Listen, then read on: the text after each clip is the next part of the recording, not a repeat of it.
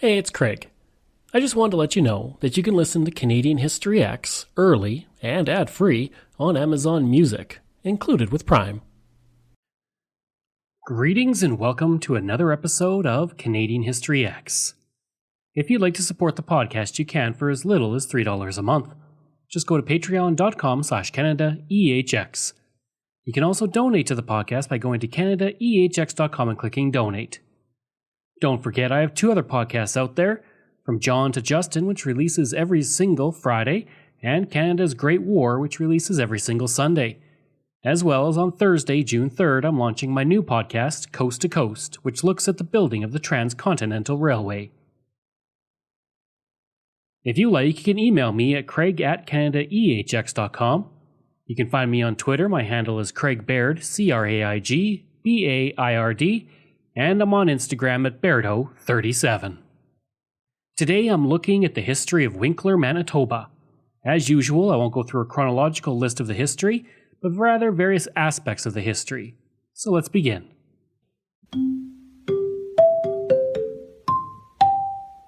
The Indigenous.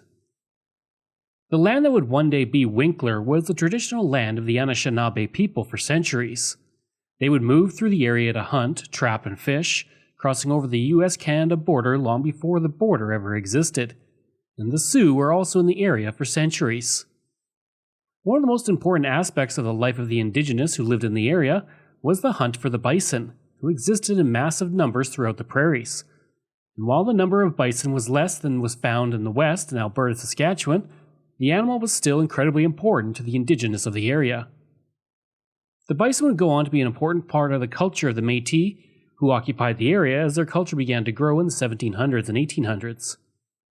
On August 3, 1871, the Anishinaabe people of the area would sign Treaty 1 and would be pushed to reserves by the federal government.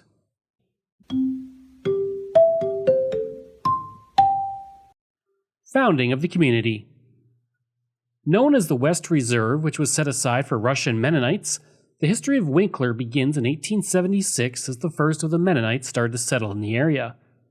The start of Winkler comes down to one man, Valentine Winkler, whose name the community still honors, but first, we need to talk about the train. The railroad came through in the 1880s, and many older citizens in Winkler stated that the start of Winkler owes itself to a freight car that derailed. Of course, that may not be the case, but it's an interesting story nonetheless.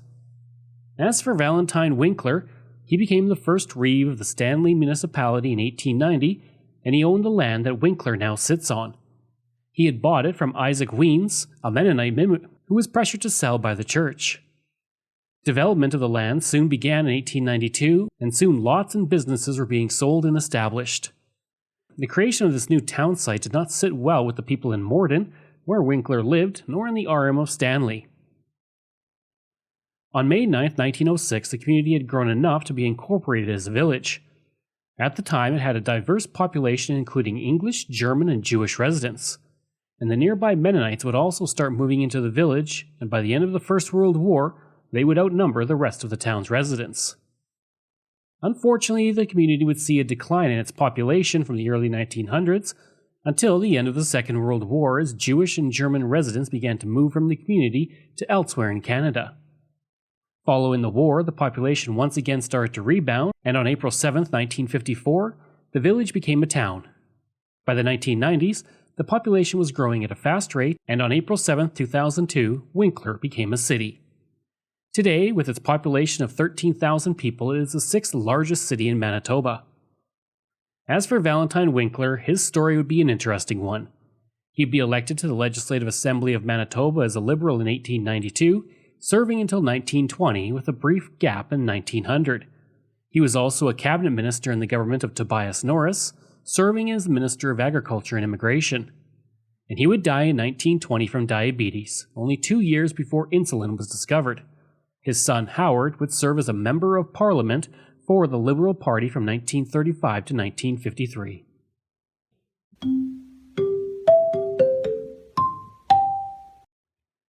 The Bethel Heritage Park. If you would like to explore the history of the community but want to enjoy the outdoors, then the Bethel Heritage Park is the place to visit. Known as the Central Park of Winkler, the downtown park features cairns and historic storyboards that highlight the history of the community, along with a fountain, live theater in the summer, and concerts in the park. The park is located where the Winkler Hospital once stood for decades, but the park itself is relatively new, coming along in 2010 to fill the need for a central park location for the community. Today, the park serves as a symbol of the strength of the Winkler citizens and the many gates they traveled through to settle there.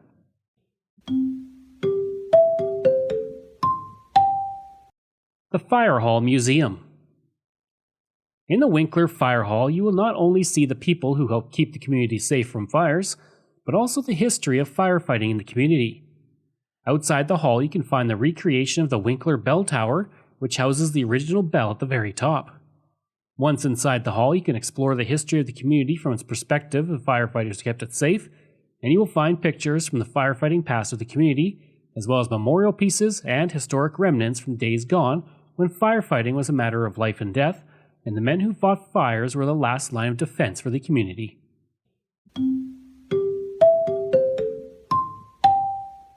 The 1904 and 1920 bank robberies.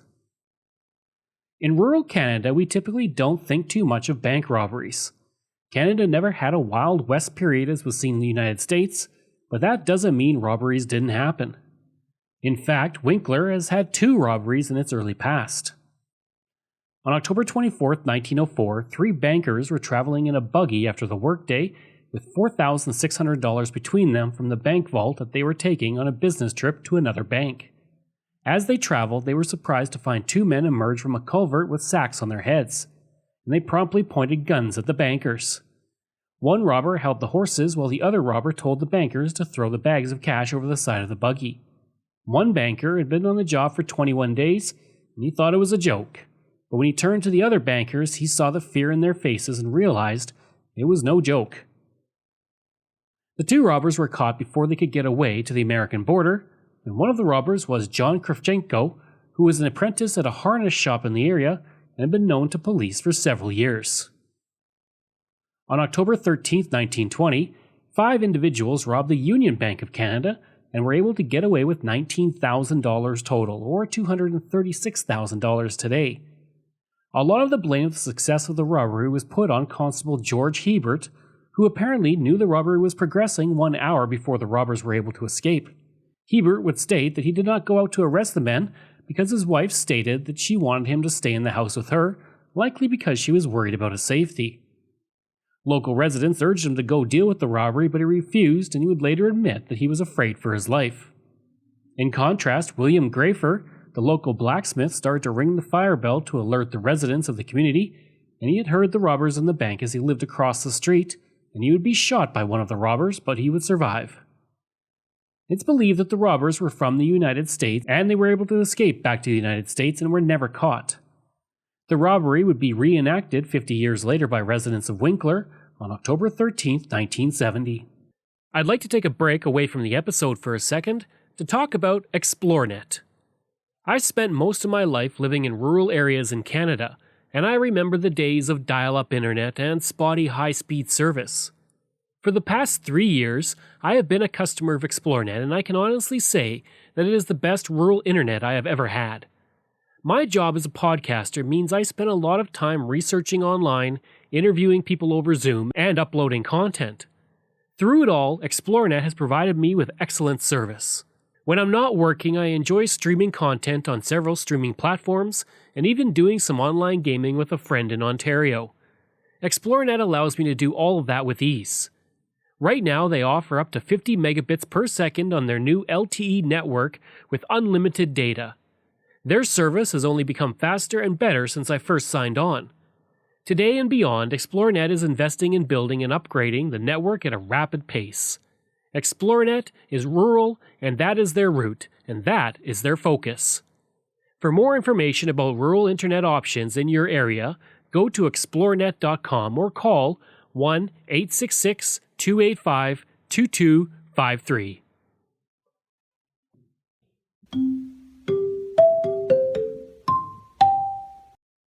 The Prime Minister visits.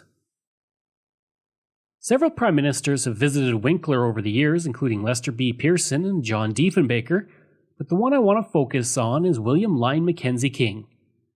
Before I do, in regards to Diefenbaker, he visited in 1970, several years after he was prime minister, and he was given an honorary citizenship pin from Mayor Nick Wiebe.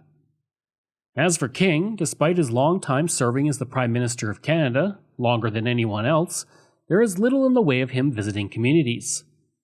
Winkler was lucky enough to have him visit, but it came when he wasn't actually the Prime Minister. From 1930 to 1935, R.B. Bennett was the Prime Minister of Canada, and King was the leader of the opposition. He would come back into power in 1935, but at least for now, he was just a major political figure. On July 22, 1933, King came to the community of Winkler, where he was given a huge reception from the mayor, a former mayor, Reverend Walkerton, and others. And he would also visit the elementary school and meet with several children as well.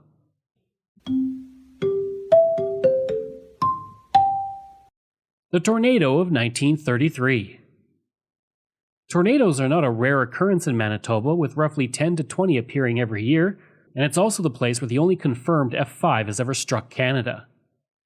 Winkler would see one of its worst tornadoes on May 23, 1933, when the tornado struck west of the community and moved along the outskirts of the town.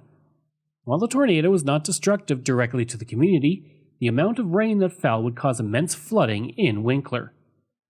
The old-timers in the community stated that it was the worst flooding they could remember. While the tornado struck late in the day on May 23rd, by May 24th the entire town was flooded.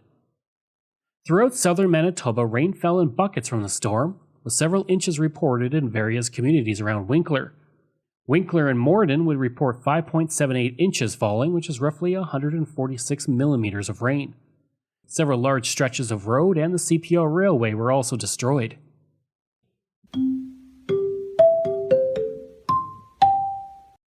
The flood of 1966. One of the worst floods to hit the Winkler area would occur in March of 1966, when flood waters quickly rose, leading to the evacuation of several residents. On the main street of Winkler, the water was up to 3 feet deep, with varying depths across 2/3 of the town. As a result of the flooding, 25 families were evacuated from the community as their homes were surrounded by water. Fire sirens began to blare at 1 a.m. after the runoff waters began to reach the community, coming from the Red River that was 40 kilometers away. The cooperative cannery, a major employer in the community, reported having 1 foot of water above its floor level. Mayor John Epp would say that there was no way of knowing how high the damage was, but, quote, "It is certain to be very high," end quote. He would also add, quote, "The whole town is surrounded," end quote.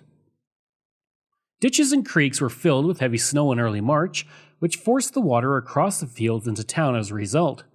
And as can be expected, many basements and stores were flooded throughout Winkler.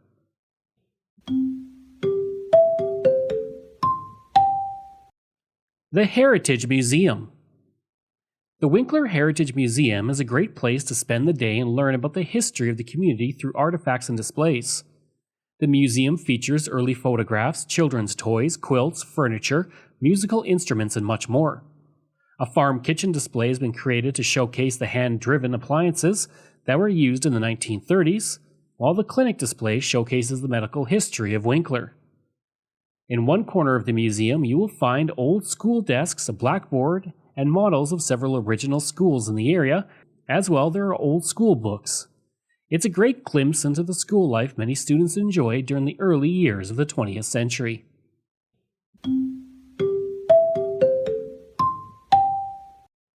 The 1961 fire. One of the most devastating fires to hit the community of Winkler came in March of 1961, when a fire destroyed a large portion of the community's main businesses. The fire had raced through the community thanks to high winds that allowed it to burn through 300 feet of businesses. 2 grocery stores, a restaurant, a furniture store, and a bookstore were among the buildings to go up in flames. A meat market that had been occupied only 1 week previous to the fire was also damaged by the flames. Firemen did what they could to fight the fire, but the water mains gave out in the community, and the pressure dropped, severely impacting the ability to fight the flames. By the end of the fire, with 8 buildings burned to the ground, damage estimates were put at $800,000, or $7.1 million today.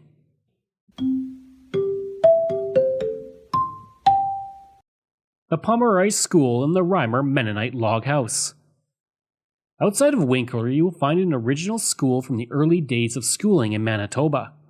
Built in 1909 and originally called Newton School and then renamed as Pomeroy School in 1950, it is one of the few remaining one-room schools in the province.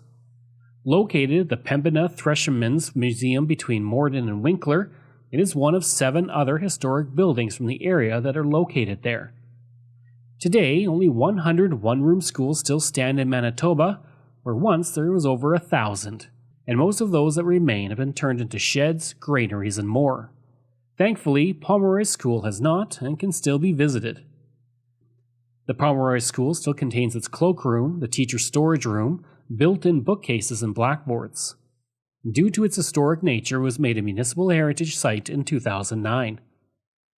Also located at the Threshermen's Museum, you will find the Reimer Mennonite Log House, a one-story with attic log house that was relocated to the museum in 1980 to preserve it. The house was originally built in 1878 and today serves as an example of the Mennonite house barn, although the barn portion did not survive the late pioneer period. I hope you enjoyed that episode of my look at Winkler, Manitoba. If you like, you can reach me through email at craig@canadaehx.com. You can also visit my website where you'll find hundreds of articles on Canada's history as well as all my podcast episodes. Just go to canadaehx.com. And don't forget you can support the podcast through Patreon. There are multiple tiers to choose from, all with great benefits. You can support the podcast for as little as $3 a month, just like all of these wonderful patrons have, and I apologize if I mispronounce any names. Randy Hayden, Doug Campbell, Reg W., Deborah Carlson, Francis Helbling, Randall McCallum, Diane Wade, Lorianne Kirby, Gary Dolovich, Nick Zinri, Shannon Marshall, Clinton Martinez, Dimitri Chauve, Aaron O'Hara Myers, Robert Dunseith, Todd Casey, Catherine Roy, Luke S., J.P. Bear, Jason Hall, Phil Maynard, and Iris Gray. If you want, you can find me on Facebook. Just go to facebook.com/CanadianHistoryX. You can find me on Twitter. My handle is Craig Baird, CraigBeard. And you can find me on Instagram. Just go to Bairdo37. Thanks. We'll see you again next time.